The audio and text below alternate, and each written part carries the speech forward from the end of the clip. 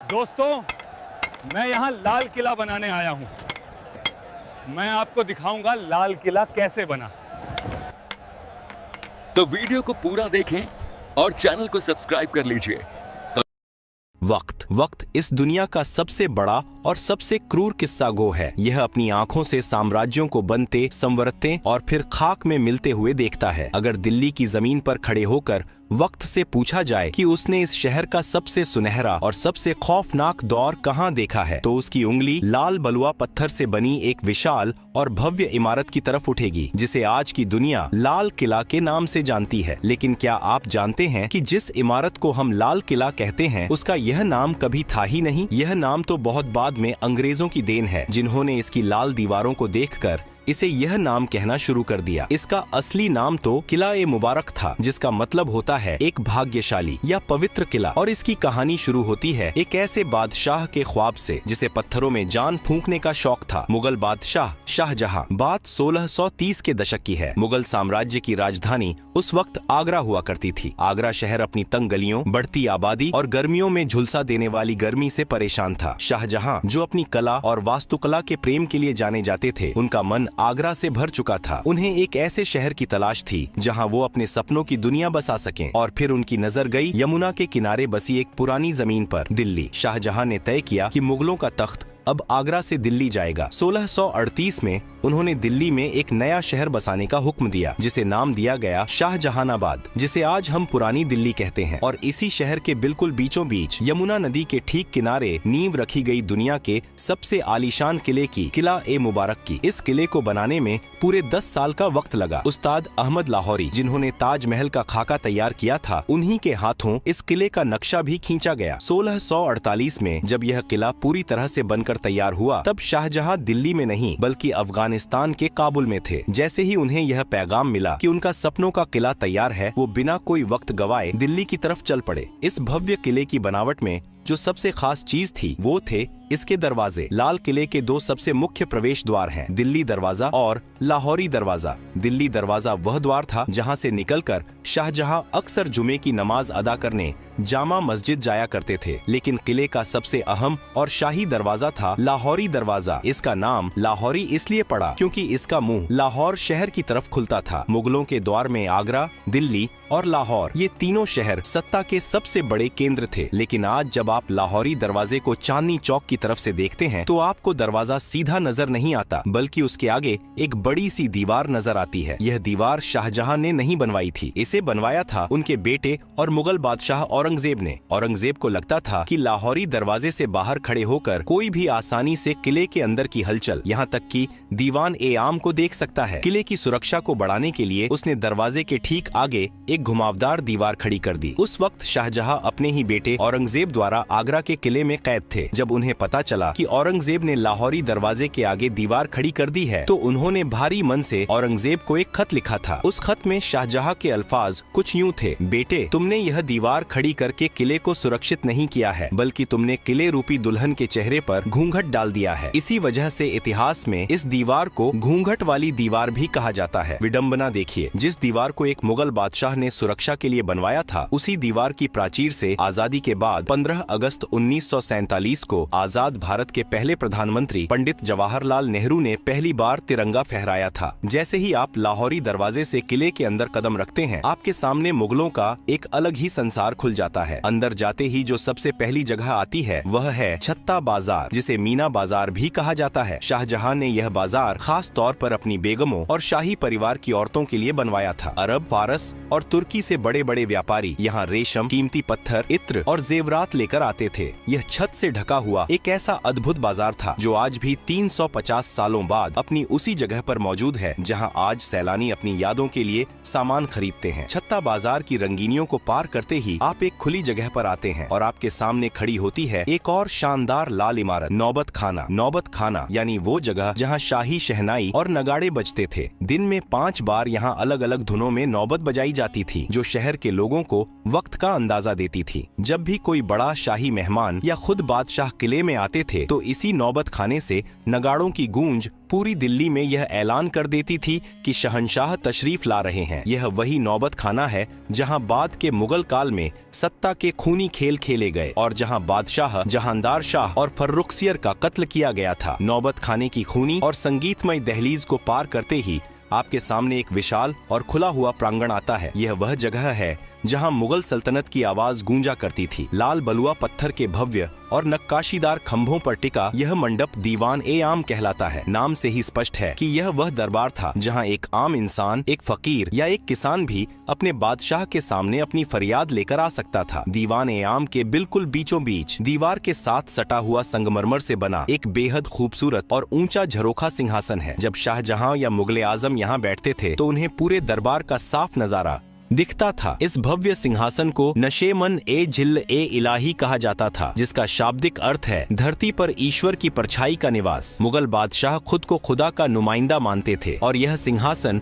उसी रुतबे का प्रतीक था। इस ऊंचे सिंहासन के ठीक नीचे संगमरमर का एक शानदार चबूतरा रखा हुआ है। यह वह जगह थी जहां वजीर-ए-आजम प्रधानमंत्री खड़े होकर अवाम की अर्जियां जोर जोर से पढ़ते थे और बादशाह सलामत ऊपर बैठकर अपना फैसला सुनाते थे। लेकिन दीवान-ए-आम के इस सिंहासन की सबसे अद्भुत चीज है इसके पीछे की दीवार। अगर आप कभी करीब से गौर करें तो इस काले संगमरमर की दीवार पर रंग बिरंगे कीमती पत्थरों को तराश कर बनाई गई एक ऐसी चित्रकारी है जिसकी मिसाल उस दौर में पूरी दुनिया में नहीं मिलती थी। पत्थरों के अंदर पत्थर जड़ने की इस नायाब कला को परचिनकारी कहा जाता है। इस बेमिसाल नक्काशी को एक मशहूर विदेशी कलाकार ने अपने हाथों से उकेरा था। इस दीवार पर पक्षियों, फूलों और यूनानी देवता की आकृतियां इतनी सजीव हैं कि लगता है जैसे पत्थर अब भी बोल पड़ेंगे। दीवान-ए-आम की इस आम दुनिया से निकलकर जब हम किले के और अंदरूनी हिस्सों की तरफ बढ़ते हैं तो वास्तुकला पूरी तरह बदल जाती है। लाल पत्थरों की जगह अब सफेद चमकता हुआ संगमरमर ले लेता है। यह मुगल साम्राज्य का सबसे सुरक्षित और खास इलाका था। दीवान-ए-खास, जैसा कि नाम से ही जाहिर है, यह बादशाह का वह निजी और शाही दरबार था जहां अवाम को आने की इजाजत नहीं थी। यहाँ केवल बादशाह के सबसे खास मंत्री, अमीर उमरा, रणनीतिकार, सेनापति और विदेशी मेहमान ही कदम रख सकते थे। दीवान-ए-खास की भव्यता का अंदाजा आप इस बात से लगा सकते हैं कि किसी जमाने में इस पूरे महल की छत लकड़ी या पत्थर की नहीं बल्कि ठोस चांदी की बनी हुई थी। इसकी सफेद संगमरमर की दीवारों पर सोने का पानी चढ़ा था और फूल पत्तियों की बनावट में असली माणिक, नीलम, पन्ना और पुखराज जैसे बेशकीमती रत्न जड़े हुए थे। आज वहाँ दीवारों पर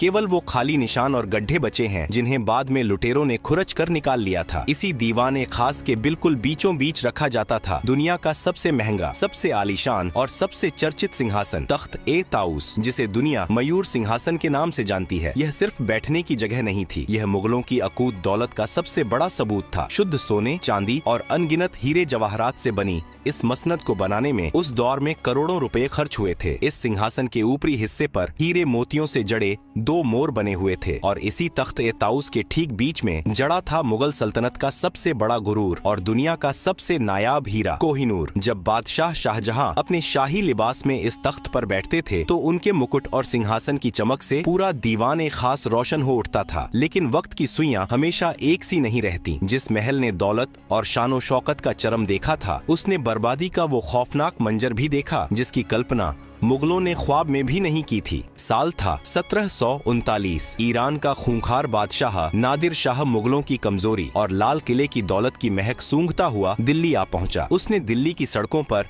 ऐसा खून खराबा मचाया कि यमुना का पानी लाल हो गया। जब नादिर शाह दीवान-ए-खास में दाखिल हुआ तो तख्त-ए-ताऊस को देखकर उसकी आंखें फटी रह गईं। नादिर शाह ने दीवान-ए-खास को बेरहमी से लूटा और लौटते वक्त अपने साथ दुनिया का सबसे बड़ा खजाना, तख्त-ए-ताऊस और कोहिनूर हीरा ईरान ले गया। जो तख्त मुगलों की सबसे बड़ी पहचान था, उसे ईरान ले जाकर टुकड़े टुकड़े कर दिया गया। इतिहासकार बताते हैं कि बाद में उस ऐतिहासिक मयूर सिंहासन के एक टूटे हुए निचले हिस्से को ईरान के तेहरान के एक संग्रहालय में आखिरी बार देखा गया था। दीवान-ए-खास की दौलत भले ही लुट गई हो, चांदी की छतें उखड़ गई हों और कोहिनूर छीन लिया गया हो, लेकिन इसकी दीवारों पर उकेरी गई कुछ लाइनें आज भी इसकी खोई हुई जन्नत की गवाही देती हैं। दीवान ए खास के मेहराबों पर फारसी भाषा में वे मशहूर पंक्तियां आज भी मौजूद हैं, जिन्हें महान सूफी संत और कवि अमीर खुसरो ने कभी कश्मीर के लिए कहा था, लेकिन शाहजहां को वे इतनी पसंद आईं कि उन्होंने इसे अपने इस महल में लिखवा दिया। अगर फिरदौस बर रूए जमी अस्त हमी अस्तो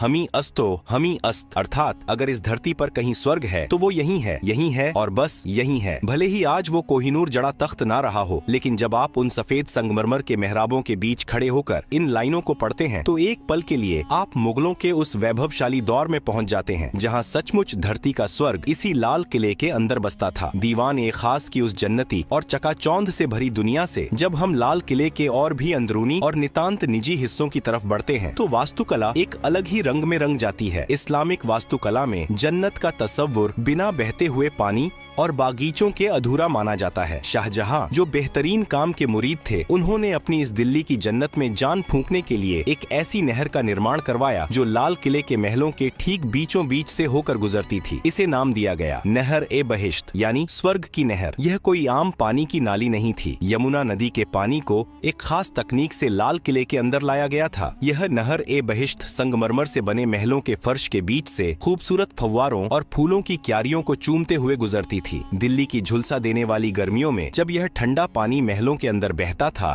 तो पूरे महल की आबो हवा वातानुकूलित हो जाती थी। पानी के बहने की वह मधुर कलकल आवाज और फव्वारों से उठती खुशबू महलों के अंदर मानो जादू कर देती थी। नहर ए बहिश्त का पानी सबसे पहले जिस शानदार महल से होकर गुजरता था वो था मुगल हरम का सबसे रंगीन और खूबसूरत हिस्सा रंग महल। नाम के ही अनुरूप यह रंगों का महल शाहजहां ने अपनी खास बेगमों, शहजादियों और शाही परिवार की औरतों के लिए बनवाया था। इस महल के बीचों बीच संगमरमर का एक बेहद खूबसूरत कमल के आकार का फव्वारा था, जिसमें जब नहर ए बहिश्त का पानी गिरता था तो वह किसी खिले हुए फूल सा लगता था। रंग महल की छतों और दीवारों पर शीशे और बेशकीमती पत्थर इस तरह जड़े गए थे कि रात के वक्त जब यहाँ मोमबत्तियां जलाई जाती थीं, तो पूरा महल तारों भरे आसमान की तरह झिलमिला उठता था। लेकिन वक्त का सितम देखिए, जिस रंग महल में कभी मुगल शहजादियों की पायलों की झंकार गूंजती थी और इत्र की महक हवाओं में तैरती थी, 1857 के गदर के बाद जब अंग्रेजों ने लाल किले पर कब्जा किया तो उन्होंने इस नायाब महल को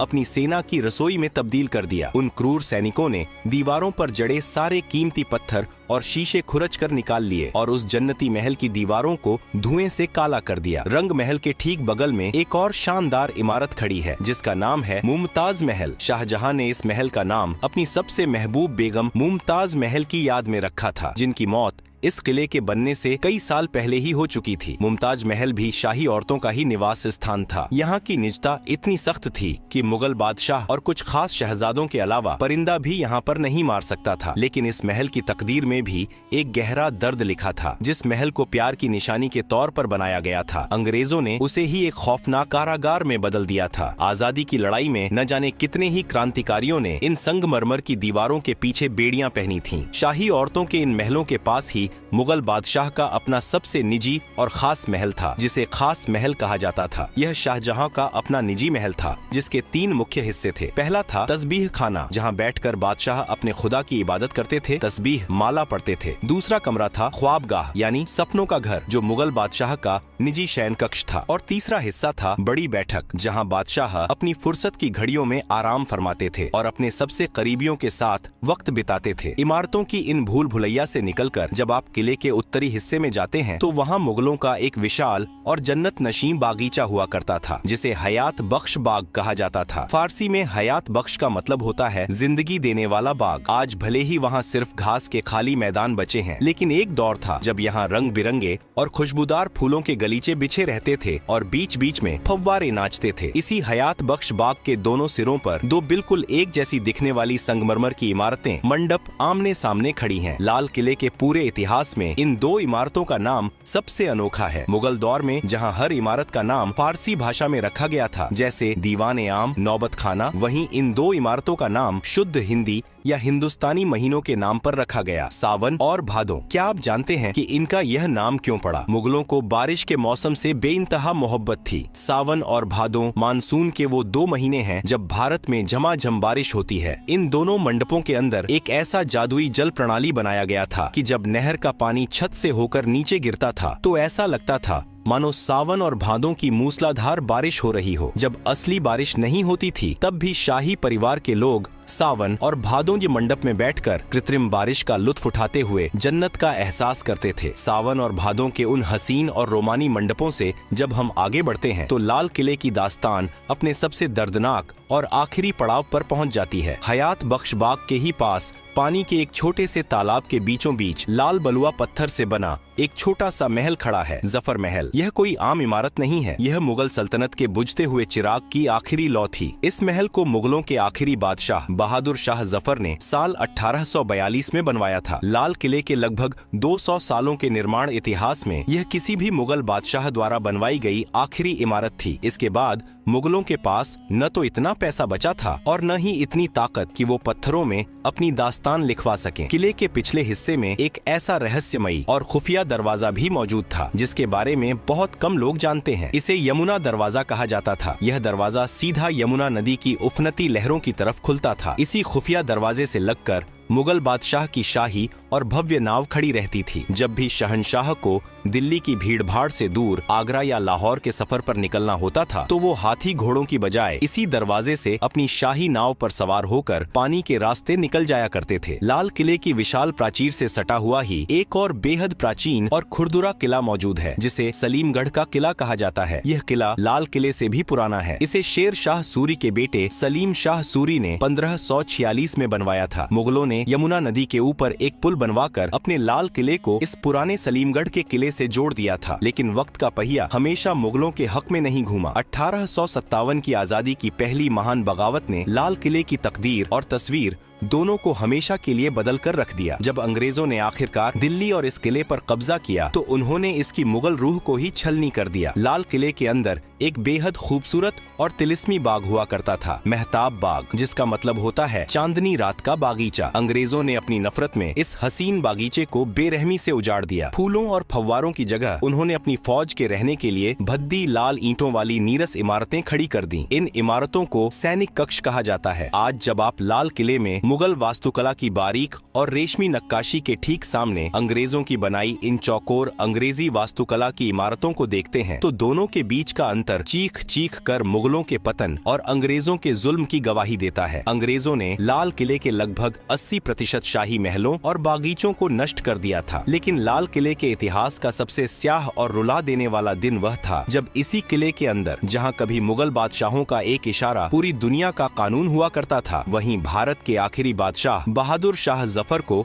एक मुजरिम की तरह खड़ा किया गया। अंग्रेजों ने उन पर 1857 की क्रांति का सरगना होने का मुकदमा चलाया। विडंबना देखिए, जिस दीवान ए खास में बैठकर उनके पुरखे शाहजहां और औरंगजेब दुनिया भर के बादशाहों का इस्तकबाल करते थे, उसी महल में 82 साल के बूढ़े जफर को उनके ही वतन में देशद्रोही करार दे दिया गया। सजा के तौर पर अंग्रेजों ने इस बूढ़े बादशाह को काले पानी की सजा देकर हिंदुस्तान से निकाल दिया और पड़ोसी देश के रंगून शहर में कैद कर दिया। एक बादशाह जिसके पुरखों ने इस महान देश पर सदियों तक राज किया, उसे अपनी आखिरी सांसें एक अनजान देश की सीलन भरी कोठरी में लेनी पड़ी। रंगून की उसी कैद में अपनी मौत का इंतजार करते हुए जब शायर बहादुर शाह जफर की आंखों के सामने दिल्ली और लाल किले का अक्स उभरा तो उनके आंसू छलक पड़े। उन्होंने अपनी आखिरी गजल में अपने टूटे हुए दिल का दर्द इन अमर पंक्तियों में पिरो दिया। कितना है बदनसीब जफर दफन के लिए, 2 गज जमीन भी न मिली कुएं यार में। यानी ए जफर, तू कितना बदनसीब है कि तुझे मरने के बाद दफनाने के लिए अपने महबूब वतन की मिट्टी में 2 गज जमीन भी नसीब नहीं हुई। यह लाल किला सिर्फ ईंट, गारे और लाल पत्थरों से बनी कोई बेजान इमारत नहीं है। अगर इस किले ने मुगल सल्तनत के उस चमकते हुए सूरज को